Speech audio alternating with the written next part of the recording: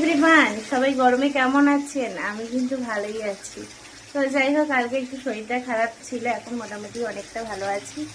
আর আজকে হচ্ছে রান্নাঘর থেকে শুরু করছি।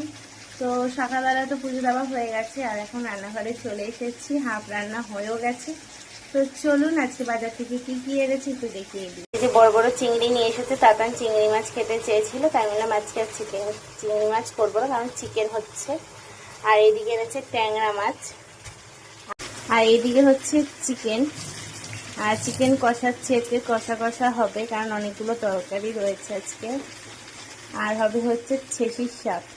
এত গরম পড়েছে, আর এমনিতে আমি প্রচন্ড পরিমাণে একটুতেই ঘামি, আরও ঘাম হচ্ছে। তো যাই হোক, আর এই গরমে কিন্তু সবসময় ডাবের জল, নুন চিনির জল, আর হচ্ছে মিষ্টি জল, বাতাসার জল, এইগুলোই খেতে হবে পেটটাকে ঠান্ডা করার জন্য।